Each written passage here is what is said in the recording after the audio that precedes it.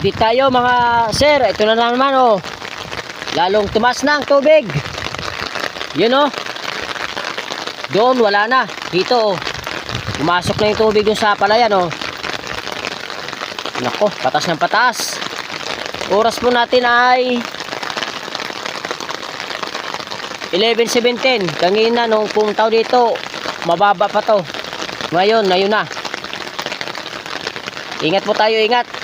Kung kailangan natin mag-evacuate na tayo dahil di natin masabi ang sitwasyon. Patas ng patas ng tubig oh.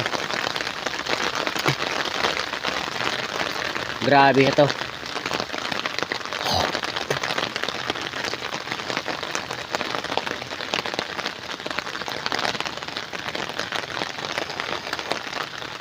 Delikado ang ating ano naman dito lagay.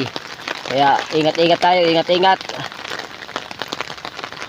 Sa mga taga rito sa atin malapit, evacuate na tayo. Wag na natin antayin na anuhin pa tayo. Anuhin ang mga nasakupan dito na mag-evacuate tayo. Kusa na tayo mag-evacuate kung kailangan ha. Ito to.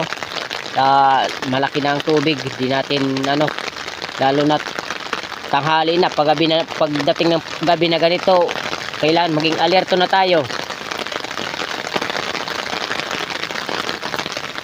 Dito, ito. Sana wag naman magtuloy-tuloy na itong ganitong tubig dahil ayaw na natin maulit nung mga nakaraang taon na inabot tayo dito hanggang dyan. Kaya ingat po tayo, ingat. Salamat, yun lang. Salamat, update lang po ako. Dito po tayo sa Tambakan. Tambakan, Mabini.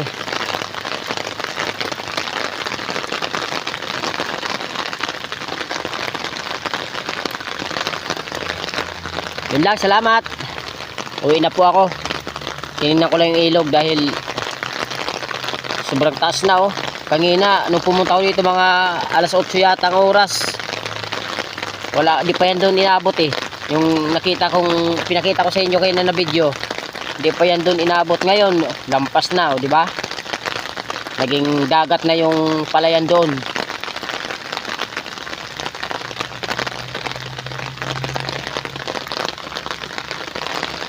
Yun lang, salamat. Pa-share po, pa-share para maging alerto po yung mga taga rito sa atin, mga malapit dito sa lugar na to.